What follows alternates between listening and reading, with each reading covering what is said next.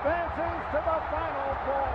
Shout out Chillinois Basketball Podcast. Shout out to Chillinois Podcast.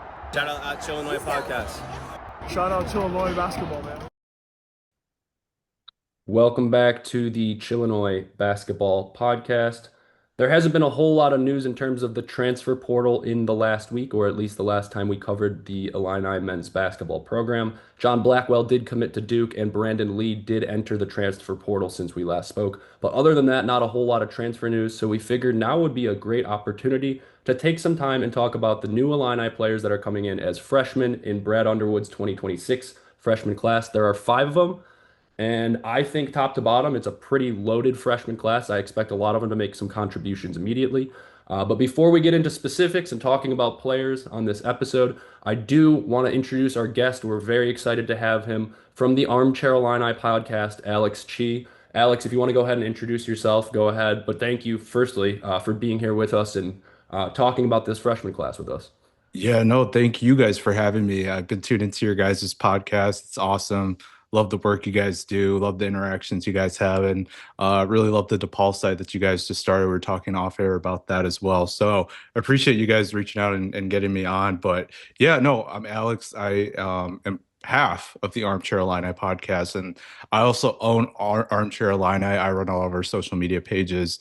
I have a lot of hats, I guess. I don't want to toot my own horn here, but I manage our site, all our social media pages, and pretty much do most of everything. But I have a great team with me.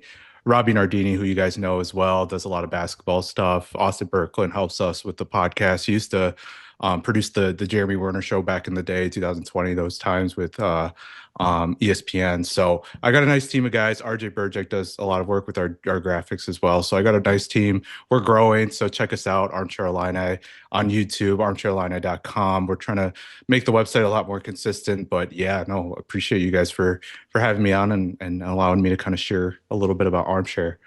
Yeah, absolutely, dude. Noah and I have been big fans of Armchair. I have been a big fan of Armchairs since I really started getting on like social media platforms. So like my first follow on Twitter for Illinois basketball, it had to be at least Armchair Illini and the Champagne Room, those two guys. So we're honored that you're here just talking basketball with us. But why don't we get right into it? We'll start. I said earlier, let's start with the top of the class, and I guess the second most recent commitment to the Illini. He was previously a Wake Forest commit, and he decommitted from Wake Forest, and now he will be playing for the Illini next season. You had the opportunity, Alex, to chat with him earlier this week, which I watched that video, and I thought it was really awesome. Firstly, the insights you got from him, the questions you and Robbie asked him were really spot on as well. So we got a lot of good information from Quinton, and I thought he was an extremely well-spoken individual for an 18-year-old. So that just to me exudes confidence, which I think also exudes confidence on the court. But what did you really get from speaking with Quinton Coleman, and what is your expectation of him as a freshman this year for the Illini? Yeah, like you said, he's very insightful. And I remember when I was a 17, 18-year-old kid, it was hard for me to put together just a couple sentences, but he's very well spoken, very insightful. He kind of reminds me a lot of what Io was. Just listening back to his media conferences, things like that, has a lot of insight, does a lot of really good self-reflection. And like you said, he's a very confident kid. He has pretty much blown up in the past year or so. I think this time last year, he was around like 98th in the 24/7 sports rankings, went absolutely off in a state championship game. He had 50 points, second straight state championship in a row at Principia High School. And that did really well in his summer AAU play. He played for Brad Beal Elite. A lot of the St. Louis guys, Central Illinois players tend to play for that. They won the EYBL, the Nike EYBL. So I wrote in an article the other day, they're getting a winner. He's used to winning. He's won 2 straight state championships. He won the Nike EYBL.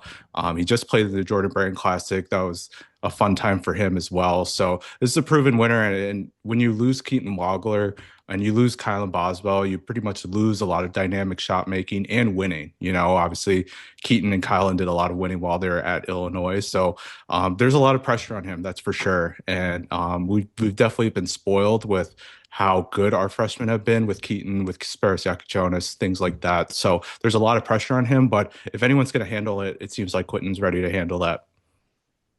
Yeah, absolutely. I especially like that you mentioned he's a winner. It seems like the Brad Underwood prototype recruit is a guy who's won a couple of state championships in his last few seasons. Brad doesn't seem to recruit guys that don't win in high school. So, first and foremost, I'm excited about the fact that he's a proven winner, like you mentioned. Now, there has been a lot of comparison to him and Keaton Wagler. I think probably because of the haircut, probably because he's a freshman. I mean, Keaton wasn't expected necessarily to have the season he did, but now there is an expectation that the Illini might have a freshman that does have such a spectacular season, like Keaton Wagler did.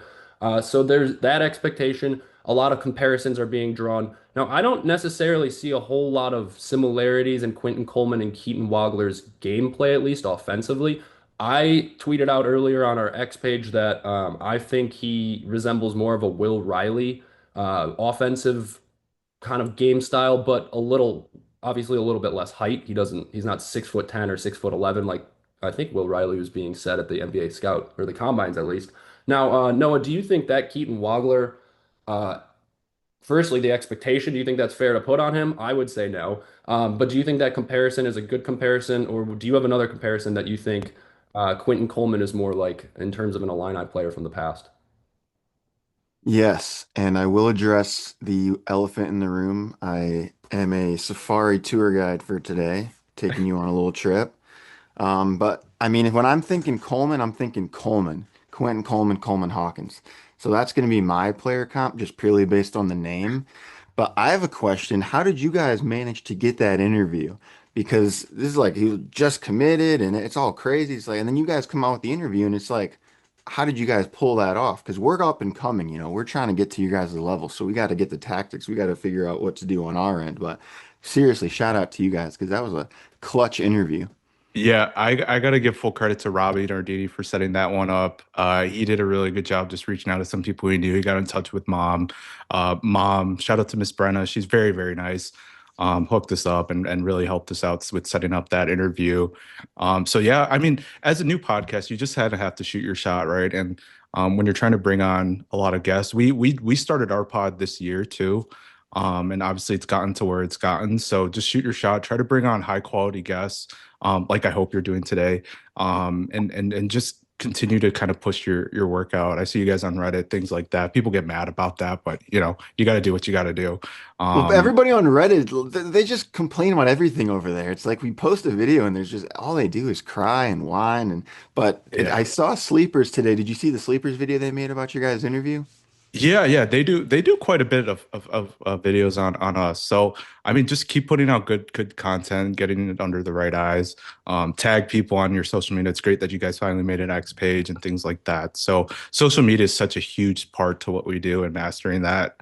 And you guys are well on your way because you guys make really good content. It's just getting the eyes and things like that around it. So That's what I like to hear. I was just on Sonny Verma's show. We love Sonny Verma. I mean, he yeah. is an Illinois legend in terms of content. I mean, he might put out more content than anybody. So that was really cool. And that's our goal for the off season is trying to get some people on now that it's less busy and people got more free time to go on other shows. And so that's what we're all about. But I'm super excited about Quinton Coleman. He's the freshman that everybody's talking about in terms of can he be the guy? You got some people saying, oh, they need a point guard. And then you got other people saying, we got Quinton Coleman. He's going to be the point guard. So it's going to be really interesting to see. I mean, if he's good enough, Brad's going to play him. That's the great thing about Brad Underwood. We know if he's good enough, he will get minutes. And so it's a matter of is he going to show himself in the gym? Is he going to show up, show out? He did, say on your guys' interview, he talked with Keaton and Keaton gave him that advice. And, if you got Keaton Wagler giving you advice, you're pretty good. So I think he's in a spot where it's really, all he has to do is just prove that he's as good as we think he is. And I don't think he's going to have any problem getting minutes. I think people were saying, 12 to 15 minutes. I think he's going to get more than that. I mean, I wouldn't be surprised if he gets 20 minutes a game. Yeah, I mean, he's not a true point guard and he didn't play on the ball much during his EYBL. So I think there's definitely a lot of expectation like, hey, he's just going to slide right into Keaton Wagler's role. But I think that's why they brought in Stephon Vox. Stephon Vox is a little bit more adept with the ball in his hands, things like that. And Quinton Coleman, it's a true freshman. He's 17, 18 years old.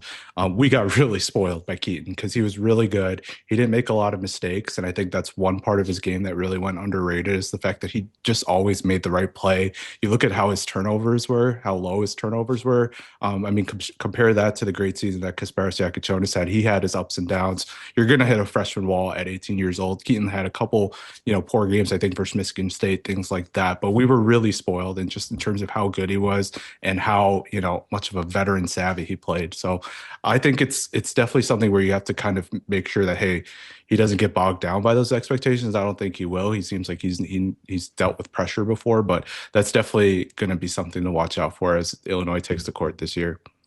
Where I think they handled this recruitment so well, and I'm not even sure it was intentional necessarily, but just looking at the team that Coleman's going to have around him, there's not a whole lot of recruits that fall into like that perfect of a situation. Usually you have a good freshman, maybe a top 50 recruit. There's going to be some kinks to work out. I'm sure there will be some kinks to work out with Quinton Coleman. But he's in a very good spot, and it's not necessarily like this Illinois team needs to rely on him. I think he's in a place, and he has the opportunity to really grow as a player because the surrounding cast is so strong as well. Now, moving right along, though, because you guys also got to interview another player or an incoming Illini player. So another player you can say you know personally and have had a chat with, the most recent of the Illini commitments, formerly a Northern Iowa commit, and then he decommitted from Northern Iowa, chose the Illini over Utah State and Wisconsin, his in-state team, which I think is pretty good that we're poaching players from Greg Gard in Wisconsin. He was also a Mr. Wisconsin basketball, and the last two Mr. Wisconsin basketballs that have played for the Illini program have been Marcus Damask and Brendan Pajemski. Brendan Pajemski, obviously, kind of a up and down career at Illinois, but he is a pretty strong player in the NBA at this point.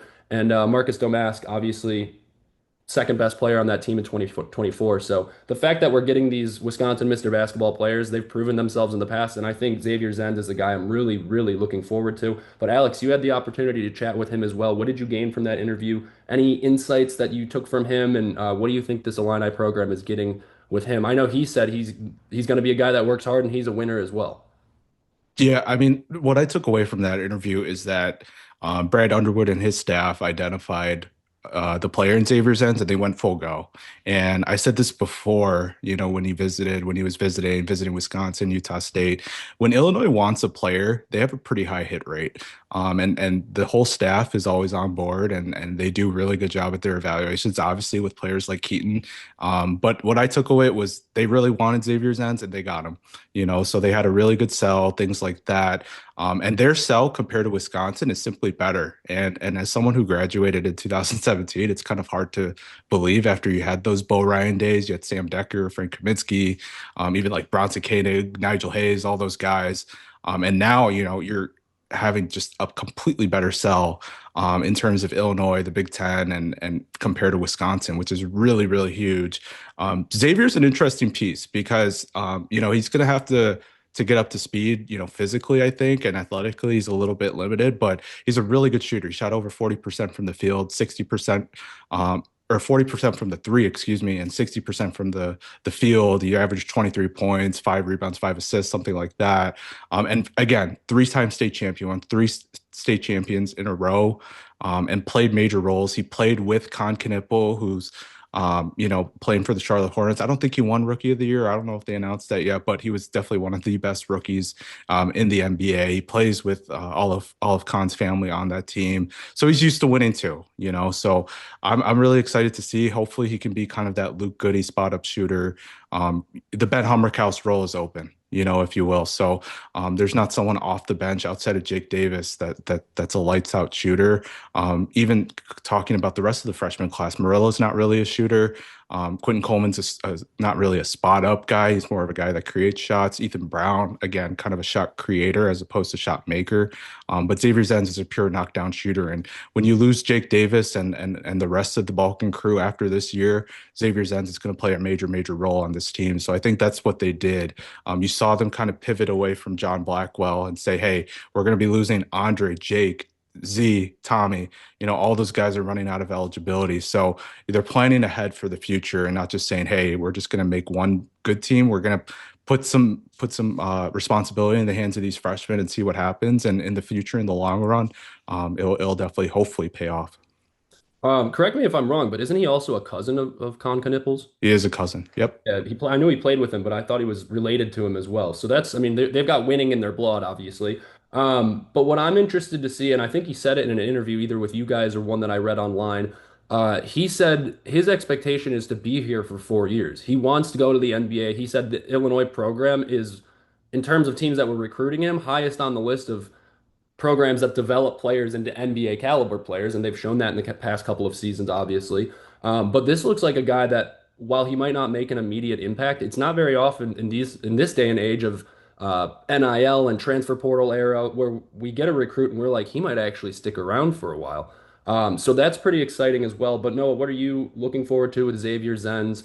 I watched his highlights from the state tournament last year, and just his three-point shooting was and it's pure too. It never looks like it's gonna like it's never off the backboard at end. He's never banking a shot in. It's always straight through the net. And like Alex mentioned, I really think he can step into that Ben Humrickhouse role if he makes himself a better defender. I mean, he could shoot the ball better than Ben Humrickhouse, I think. Ben wasn't ever above 40% with the Illini. So if Xavier can step in and do that, then we're getting a pretty good freshman. But no, what are your expectations of him? So this took me a while. ChatGPT has been giving me some real problems with these Jelly Roll pictures lately. Oh my It's like, oh, we can't do it. Jelly Roll's gonna sue us. I'm like, trust me, Jelly Roll does not care if you generate me an image. This is Jelly Roll as a Safari tour guide. I just wanted to see what it would look like. That's probably the most spot on picture of him it's created so far, so I will give it its props. Xavier Zens, he is honestly, this is the thing about Xavier Zens. I think he's going to be like the Marcus Damask. That's my comp to him just because of the Wisconsin connection there. But he said he wants to be here 4 years. Isn't that one of the reasons he picked this school? He's like, oh, I want to be there 4 years. I love the program. I love the coaches. So if he's true to his word, which I mean, I can't, say he's not, I'll give him the benefit of the doubt, then he's going to be a program guy. He's going to go down as an Illinois legend. Anyone that stays 4 years, I mean, Sleepers talked about it. The only guy that's done it is Coleman, and then Coleman left for his fifth year. So it's like, does that even really count? So if he could stay all 4 years, that would be great. But in this day and age with NIL, I mean, it's really tough because he's either so good that he's going to go to the NBA before his 4 years, or he's not good enough. He's not going to get any minutes and he's going to transfer out. So it's just rare that you get a situation. And I think Jake Davis is a good example because he's been here. I mean, this will be his third season and he's still playing solid minutes. He's not disappointed in his minutes. Brad's happy with what he's getting out of him. It's kind of a perfect relationship, but it's rare with this Illinois team that you get that kind of, the player, both the players and the coaches are happy with the amount of minutes the players getting. But if he can do it, then hats off to him. I mean, I like his personality. I think he's great. I think he's a good player. I got a buddy who's a Wisconsin fan, and I was kind of trolling him a little bit, and it was one of those guys. They kind of just snagged him. And I mean, who knows? Maybe he's going to be really, really good. I mean, I give this Illinois coaching staff credit where credit's due. They seem to find these freshmen that are pretty darn good. So until he proves me otherwise, I'm, going to be a big fan of his. And I think he can play himself into a really solid role with this team. And he needs a Zen's NIL deal or a Zen's NIL deal, excuse me. Just putting that out there. I hadn't even thought about that, but that's a marketing mind right there. That's only problem is he's not 21 yet though, so I don't know if legally okay, never mind. Once he's a junior at Illinois, he can go ahead and do that. But no, absolutely. I think a great grab by this Illini program, by the Illini staff. I think the lead recruiter on him was Zach Hammer, who they just came out today and said, I saw some metric, but he was named the #1 recruiter in all of college basketball in terms of assistant coaches. So that's pretty cool to see. But great job by him and the staff to get Xavier Zens. I mean, he's 210th nationally at the moment on 247 Sports. And the last guy that we recruited that won two straight state championships, Xavier Zens won three, but was lower rated than 200th nationally in 247 was Keaton Wagler. I don't want to make a Keaton Wagler comparison to every single freshman we're getting next year, but there are numbers that prove Brad can find a diamond in the rough, and it doesn't matter if you're 210th, if you're 350th, or you're not even rated. As long as you're a winner in high school basketball, Brad seems to understand that translates to good habits on the basketball court in college basketball as well. Let's keep moving right along here. Next recruit that I'm going to get to talking about now, because he's the highest rated in terms of the ones we haven't talked about, Lucas Marillo, 6'7" shooting guard out of Boston, the Newman School. He's a four-star recruit. 247 Sports has him at 59th nationally right now, and then he's a 92 player rating. Um, this, I think, is just like you couldn't have drawn up a better player for a Brad Underwood prototype or like a prototype of a Brad Underwood recruit. A 6'7" guy who plays with the ball in his hands predominantly, not the best three-point shooter, and he'll have to work on his defense a lot as well. But this positional size that Brad Underwood keeps talking about in interviews when he's talking about Andrei Stojakovic, when he's talking about David Mirkovic, any of them really, he talks about positional size a ton, and Lucas Murillo certainly has that. He also has some international, um, what's the word I'm looking for? He's played internationally before on the, what was it, the World Cup. He Puerto played for Rico. Yeah. oh, I thought it was the Dominican Republic. Or yeah, Dominico. My bad. My bad. Yeah, Dominican Republic, which leads me to believe this was definitely an Orlando Antigua recruitment because he's also from the Dominican Republic. But Alex, let's get to your thoughts on Lucas Murillo. He was the highest rated recruit until Quinton Coleman came in. And I think he just recently played. It Nike Hoop wasn't Summit. yeah, the Nike Hoop Summit, which Mirkovic played it well as well last year. He performed pretty well in that game. I think he had 13 points. I did watch that game, and my thoughts on it were definitely is going to need to work on his defense. But with a summer of Fletcher and a summer of just playing amongst the Illinois basketball program, where Brad's certainly, I mean, he's just not going to let you touch the court unless you can play defense. So I think that's certainly going to make a difference when it comes to Big Ten play next year. But Alex, let's get your thoughts on Murillo because he's an interesting prospect. Yeah, like you said, I think you hit the nail on the head. He's definitely the prototype of what Brad Underwood wants in a player, 6'7". He can do pretty much everything on the court, rebound, pass the ball, handle the ball. Really, really good with angles and getting to his spots and things like that. He's not the best athlete, and he's not the best shooter, like you were saying, but he just really understands angles really well. He's just one of those guys that's just in the right place at the right time. Kind of what you saw with Ty Rodgers before he came in, Demonte Williams when he was on this team. They always just do the right things. They crash the glass hard. They can handle the ball in a pinch if you need it. He might not be the primary ball handler, but he can make plays off the bounce. The jump shot is going to be what's the key to him because he has such a high floor with the way that he plays the game and the way that he plays with a very high basketball IQ. We had a guy from No Ceilings come on, and he was very, very impressed and said a lot of great things just about his feel and his basketball IQ. So I think that's exactly what Brad Underwood wants, and it will help him as a freshman see the court. I think he's going to have to with his size and just the way that the Illinois bench is kind of shaking out there. You got Jake on the bench, you got Z, and then it's kind of okay, which freshman can kind of step up and take some minutes here. So I think Marillo's probably first in line to do that, given that he's 6'7". He could play the 3/the 4 if you need him to. So I think he should be able to develop really, really well. His jump shot's a little bit flat right now, but I think with development, that and like you said, lateral quickness will be really, really huge for him. But I think down the line, should he decide to stay at Illinois, he should be a really, really, really good player because he does kind of all those things that David Mirkovic does. He hustles, he rebounds, he can handle the ball if you need it as well. And once Mirk is off this team, I think Murillo is kind of that next guy to step up as kind of the primary/secondary ball handler. Yeah, I'm just really excited about him just because I think there's a lot. I know I'm making another Keaton Wagler comparison here, but when I watched his game in the Nike Hoop Summit, a lot of people with their take on Keaton was he just never seems to get sped up really, and I saw a lot of that in Lucas Murillo. He doesn't have the same moves offensively, and he certainly doesn't have the jump shot and the limited or the unlimited range that Keaton Wagler has.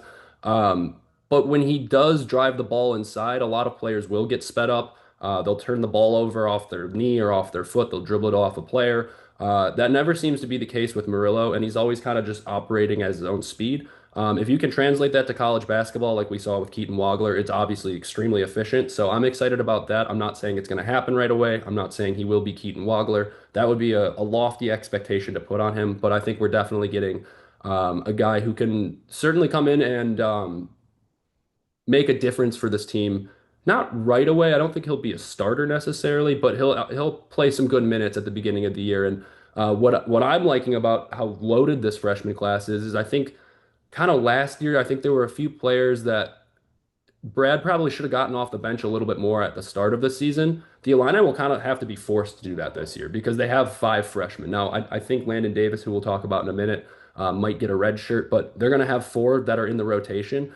So you can't just let these guys sit at the bench unless you're only going to play six players the entire time. And that hasn't proven to be super successful when Brad's done that against teams like Wisconsin this year when they were injured. But Noah, what are your thoughts on Lucas Marillo? He's certainly an interesting prospect because of his size.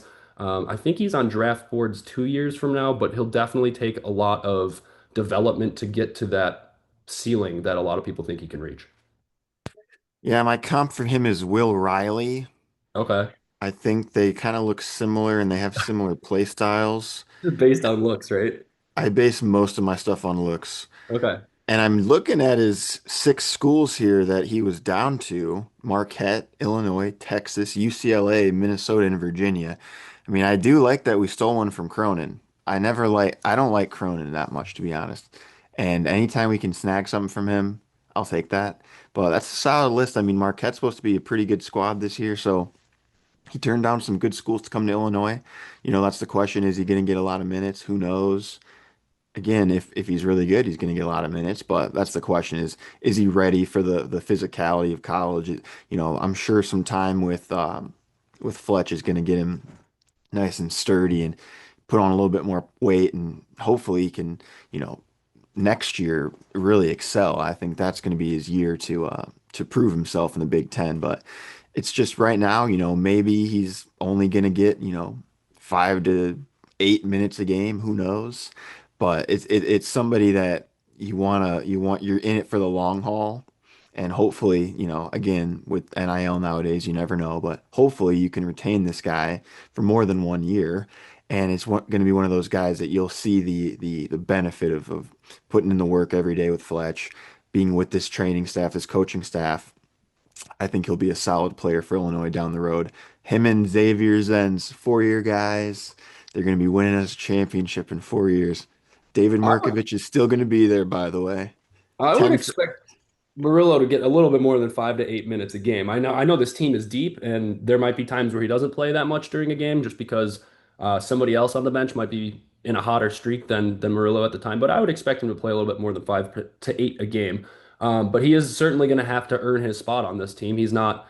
He is a pretty highly rated recruit, but he's not like a I guess KJ where we're just going to hand him the keys to the castle.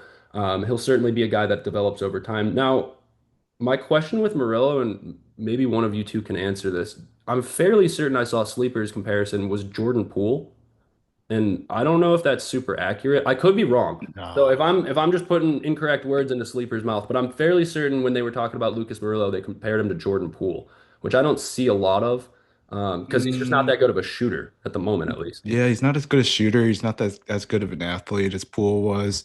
I kind of compare him a little bit to Marcus. Okay. Because if you think about Marcus Demess, he only shot 29% from three during the season at Illinois, so he wasn't really much of a shooter, but he just was really good at getting his angles. Hmm. And I think good rebounder, can handle the ball if you need, isn't a true point guard, but can handle it if you need it. Lucas was just kind of doing everything this year with Newman Catholic. He was rebounding the ball, he's bringing the ball up the floor, he's running offense, things like that. So I think he's got a little bit of Marcus to him. Do I think he's going to go full booty ball? Probably not, and be as good in the post as Marcus was. But I think he's got kind of that, below the rim, not the best shooter, but really good with angles and using his body to get a shot. So I wouldn't go Jordan Poole. I'd go more so Marcus as opposed to Jordan Poole or Will Riley, of course, right? or Will Riley. That's Or Will Riley. that's legitimate. Yeah. No, I Better agree with than you it's there. better than Jordan Poole, that's for sure.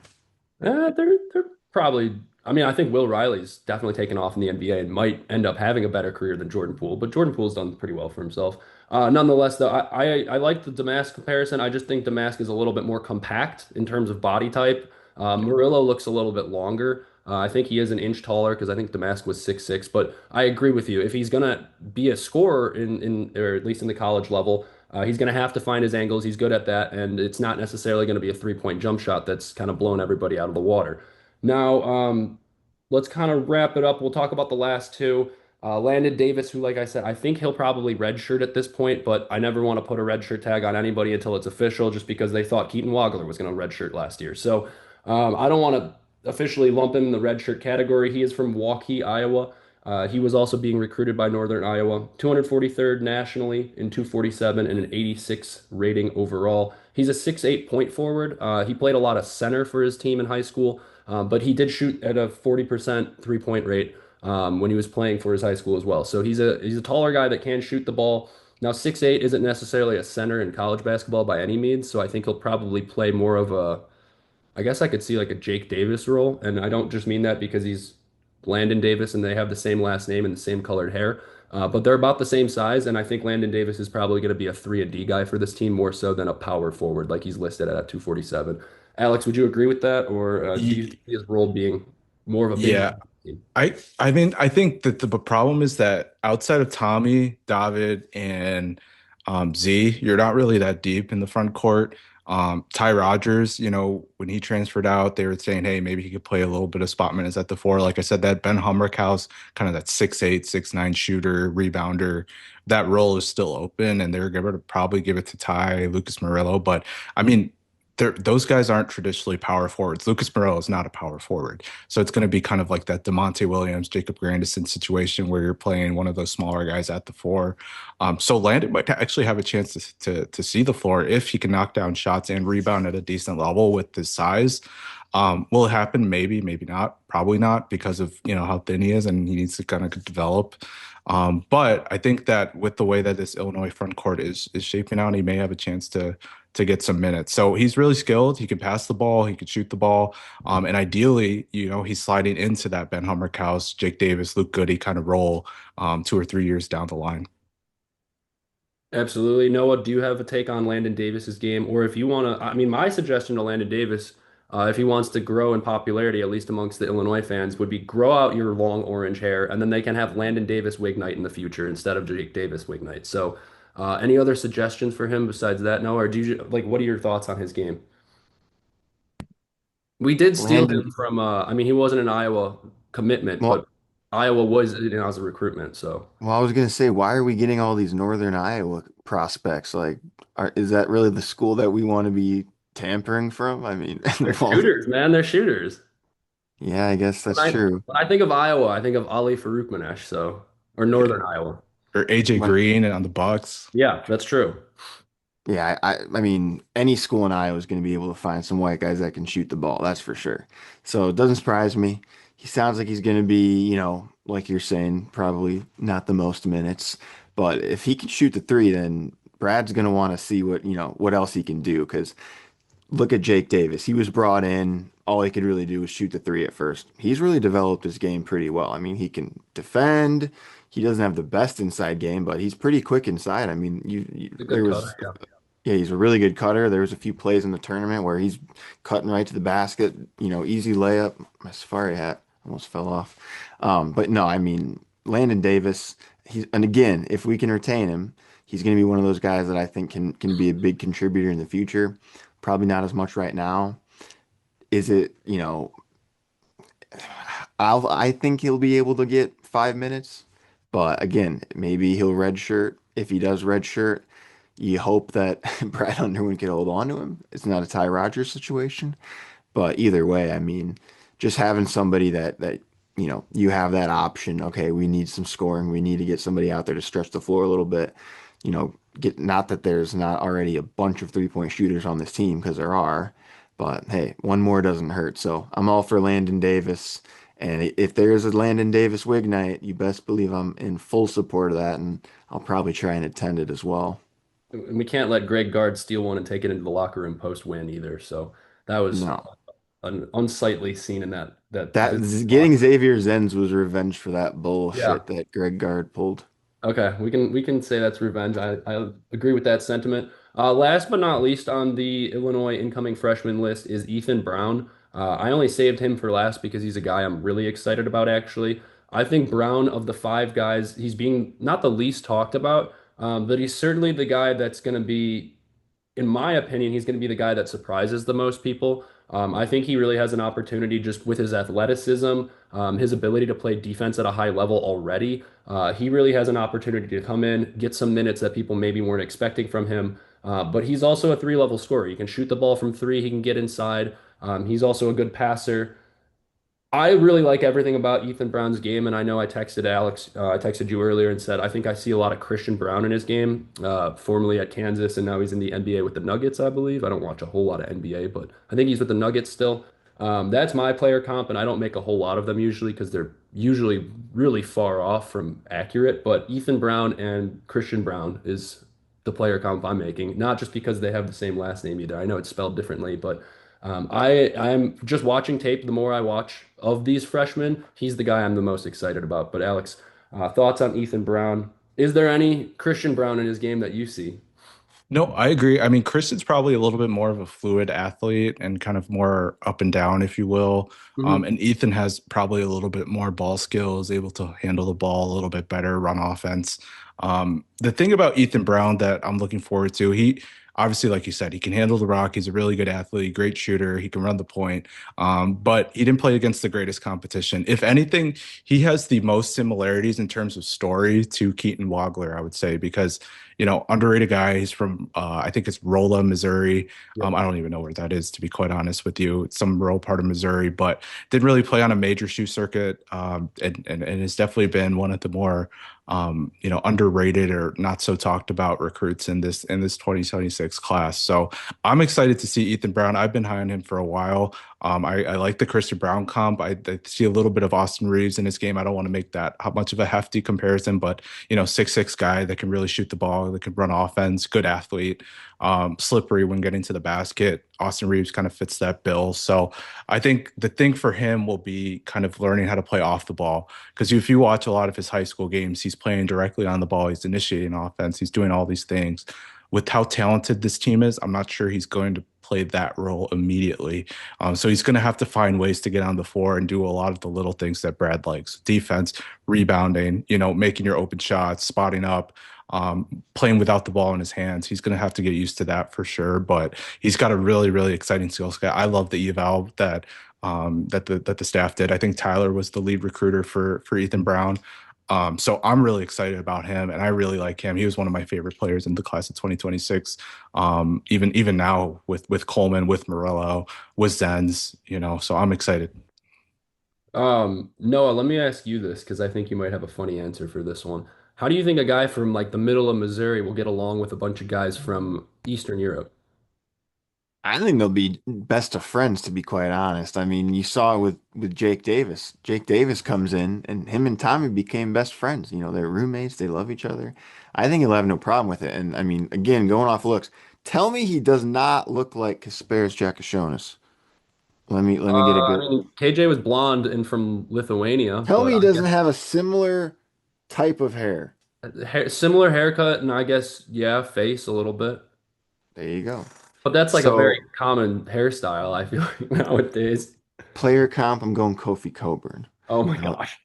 No, I'm kidding. I'm kidding. He is maybe Benham Rickhouse. That might not be a bad comp. I only compare to Illinois players, so I'm not good at comparing to other schools.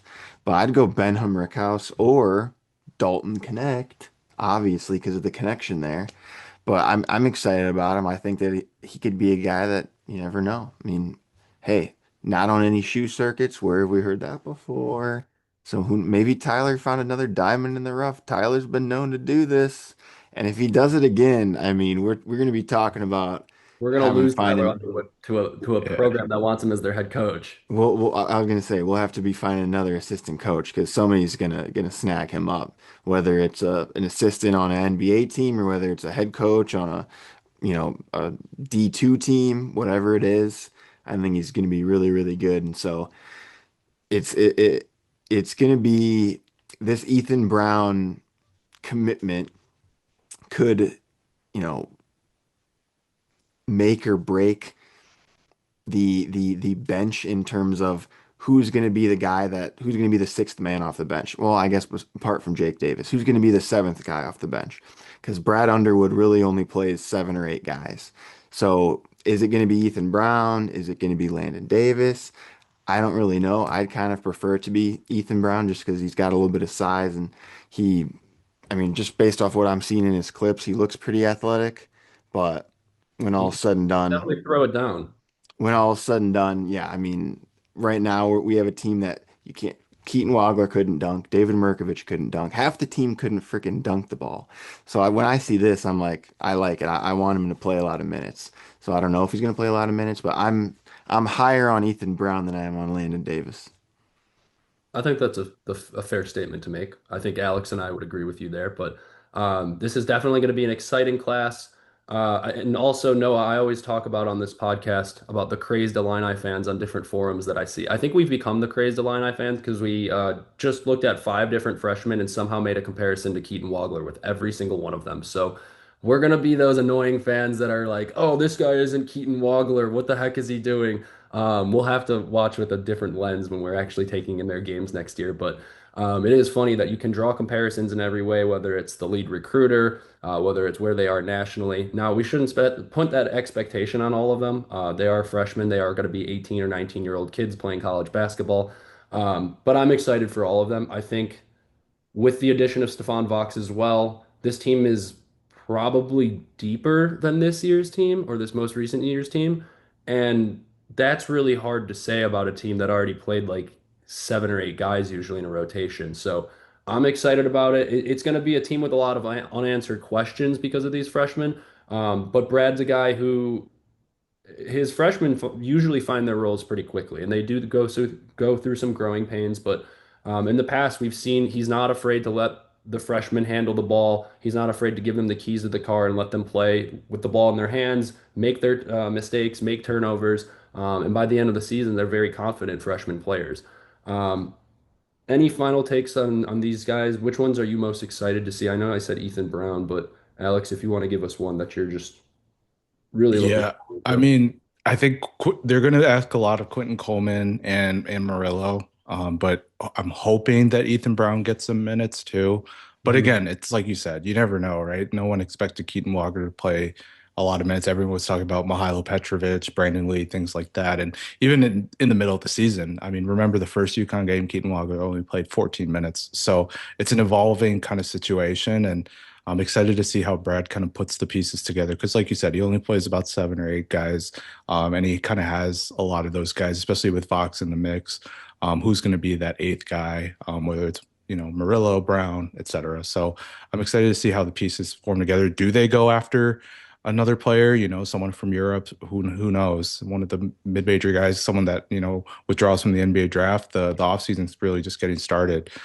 So we'll see what happens if they decide to. I don't think they will. I think they're set on this team, but we'll see how things go down. What's Um, up with Blake Fagbemi? Did he make a decision? Did he leave? Is he staying? What's his I deal? think he's still on the roster. He didn't, I mean, there hasn't been any announcement of him being in the portal, and the portal is closed. Now there are some like loopholes to that, I think. But as far as right now, him and Jaxis are both on the roster for next year.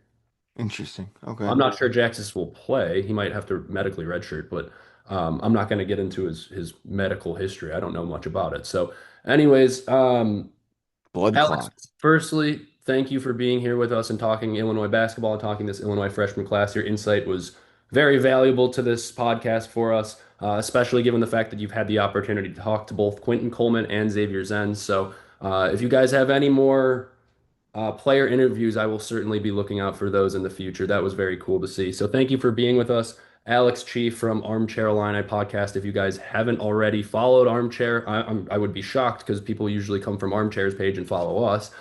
So please go follow them. They do a wonderful job with their website, with their podcast, all things Illinois basketball and football too, if I'm not mistaken, right? I mean, you're looking over your shoulder at the draft. I'm I assuming. am. I am. Sorry. No, you're all good. You're all good. I knew you were looking out for Gabe Akis, so hopefully he gets taken. Well, if you want to drop a final thought on Gabe Akis and Illinois football, you're welcome to. Yeah, I mean it's an exciting night for Illinois football with Gabe Akis, Luke Altmaier, J.C. Davis, Josh Getsky. People expect to get picked. So there's quite a bit of guys, and I'm excited to see where some of these undrafted free agents go. Hank Beatty, Melvin Priestley. They may not get drafted, but they have a chance, I think, to really make an impact, especially Hank Beatty on special teams, things like that. Melvin Priestley's a guy that I think can really do some really great things. So be on the lookout for that. And yeah, player interviews. We're trying to set some more up. Don't want to speak before, the eggs hatch, but hopefully we have a couple more in the bag before the season starts. It's a long off season, man, as I'm sure you guys will come to learn. But yeah, once again, thank you for being here with us. If you couldn't tell already, based on the fact that he's talking about both football and basketball, Alex knows ball really well. So, like I said, give Armchair a follow. They do a great job on all of their stuff. We just got our TikTok and X page started this week. So if you guys haven't already, give us a follow on those social media outlets. That's just more Illinois basketball content. We'll be posting our videos there as well. Noah, what is this picture? Io DeSumo? Who's he with? I can't see. Brad Brad Underwood's and Tyler. Oh, is Timberwolves that game. Brad Oh, Tyler? cool. Very Brad and nice. Tyler. I'm But gonna we'll tweet have, that. Thanks, Noah. There you go. I'm sorry, I didn't catch it. What'd you say? I'm He's gonna tweet tweeting it. that. Oh, cool. Well, so yeah, go follow Maybe, Alex hey, on maybe Twitter we too. should tweet it. We have an X now, bro.